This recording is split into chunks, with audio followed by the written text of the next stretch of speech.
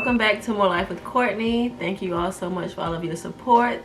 I don't think I said it in my last video, but I definitely want to thank you all for all of your support, all of your kind words through our time of need. My family, we really do appreciate it, and I appreciate all of you all's continued support.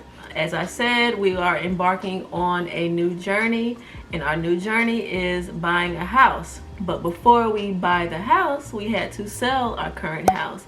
And so if you all have not seen my last video, we did major renovations and repairs, and basically we were able to put the house on the market. We received, I think it was like 13 viewings at the house. We got an offer within less than a week, and the house is currently under contract. So we are about to finally be rid of our townhouse and on to the new journey of Chateau d'Amour. If you all don't know, I try to be a little fancy every now and then, and so that is what we have agreed upon as the name of our new home. So as I said, we have put the house on the market, and I wanted to give you all some tips on what we did or things that we followed as far as putting the house on the market and preparing to sell. I want to give you all some steps to take to sell your home, and I have some notes right here on my phone just in case you all are wondering why I'm looking down. I'm going to give you the list, and then I'll go down each one individually and explain. One, you all need to hire a realtor, set a timeline, review comps in the neighborhood to compare your home to, analyze the profit you want to make necessary repairs and renovations, have the proper media to market your home that includes photos, Matterport, and the video. Set a price based on your desired profit. Place the house on the market. Review and negotiate offers. Anticipate seller closing costs. Gather your paperwork for closing. Okay, so as I said, the first step is to hire a realtor. As you all may know, or you may not know, the realtor that my husband and I are using is the same realtor that I used to buy the townhouse, sell the townhouse, and now we're using him to buy our new home. But it is definitely good to hire a realtor. You can get different insight on the market itself. Your realtor can definitely, he's basically your liaison between you and the buyer. You don't have to do too much work. I mean, of course, you can ask questions, and with those questions, make sure you hire a realtor who definitely has your best interest at heart. You don't want a realtor who is just all about the numbers. Oh, we're gonna skyrocket the price, and we don't care about the situation. We don't care about making the house good enough in order to sell someone. We just want to sell this house so we can get some money so I can get my commission. And you don't want a realtor like that. You want someone who actually cares about your best interest, cares about what you want, what's best for you, how you can basically, if it's possible, how you can get a profit from selling your home. You don't sell something without get a profit, and you need a realtor to make sure that that happens. Also, your realtor can definitely find different options. Also, your realtor can be the one to do the research on the neighborhood to make sure that when you put your house on the market that you are putting it on for the right price. They have different expertise in order to be able to help you and assist you with the process of selling your home. Second, set a timeline. How soon do you want to have this house sold? Are you just wanting to sell this house to have some extra money? Are you selling this home in order to prepare yourself to buy a new home? When do you want to have this house sold? When you find out when you want to sell your house, you can then decide on what needs to be done in order to, in that time frame, so that way you can sell your house by the time that, or the deadline that you set. Next, review comps in neighborhood to compare your home. So comps are homes in your neighborhood within a certain radius that has the same amount of bathrooms, bedrooms, same condition as your house, and these are also houses that are on the market or have recently been sold. You can compare your house to those houses to see how your house measures up, whether or not you need to add something to your house, if you need to improve or make any type of renovations to your home. See how what range or what price range they are being sold at or marketed for, so that way you won't be too high or too low than the average of what's going on in your immediate neighborhood. Analyze the profit you want to make. This kind of goes along with what I was saying as far as the timeline.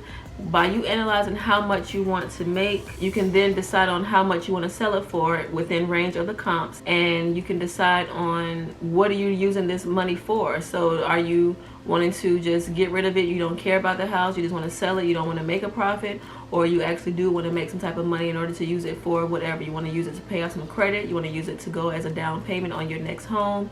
Whatever your reason is, analyze how much it is exactly that you want to make from selling your home. Make necessary repairs and renovations. As I said, that's what we've been doing. The house that we're selling or in the process of selling needed some new flooring, and it just needed a facelift.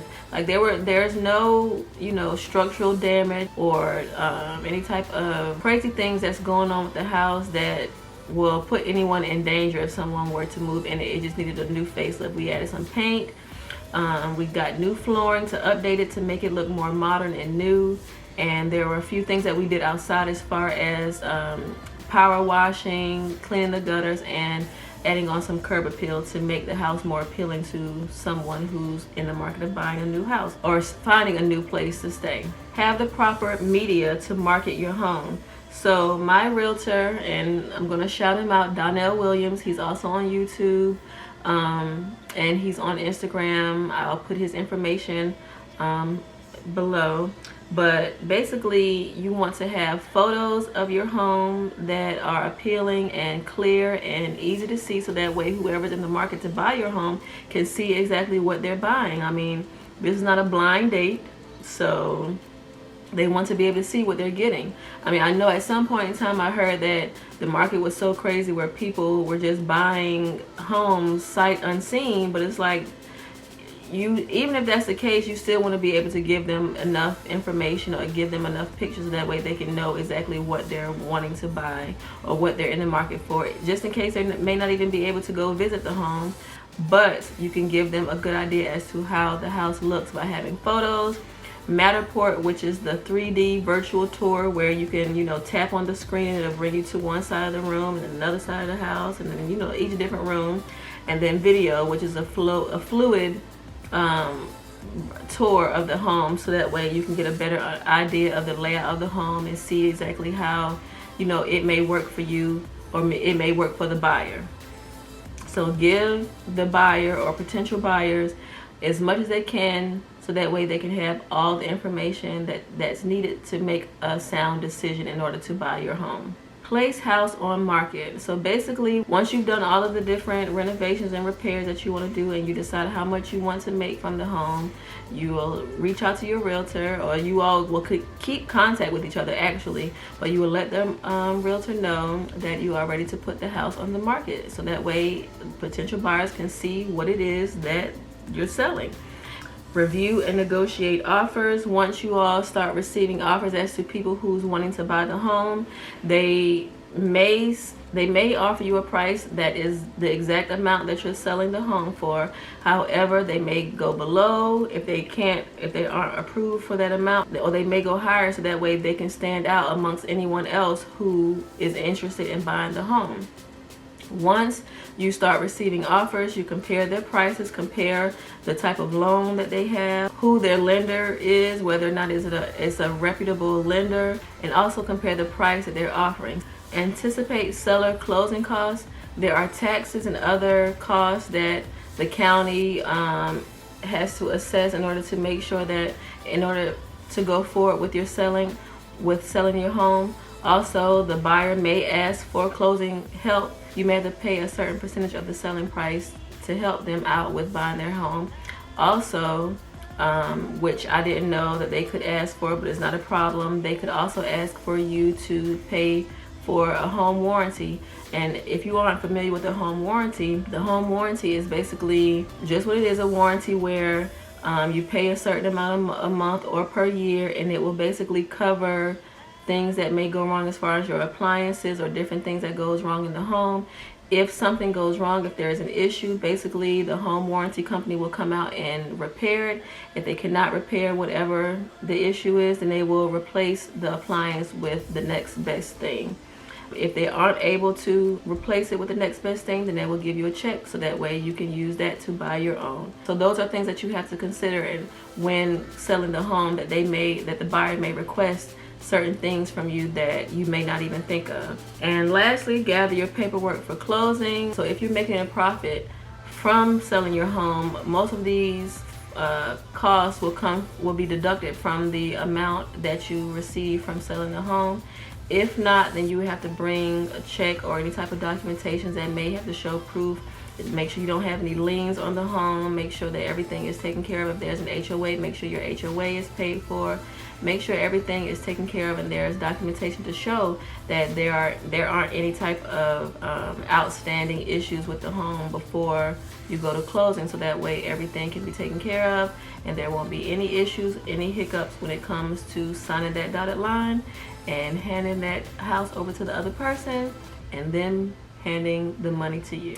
So I hope all of these tips have been helpful for you all. Thank you all again so much for following us on this journey from fixing the house up to now putting it on the market, and now we are currently under contract. I've been kind of giving you all a little bit of update on my Instagram page, showing you the steps as to how things have been going. I don't want you all to miss out, so make sure you follow me so that way you can see when we close, to see the follow-up of everything. Like I said, we're currently under contract, so as long as everything goes fine, then we will be in the clear and we can finally move on from this townhouse and we can move on to our new journey, which is Chateau d'Amour. That will be a whole new segment. Again, thank you all so much for your continued support. Thank you all so much for following us on this journey.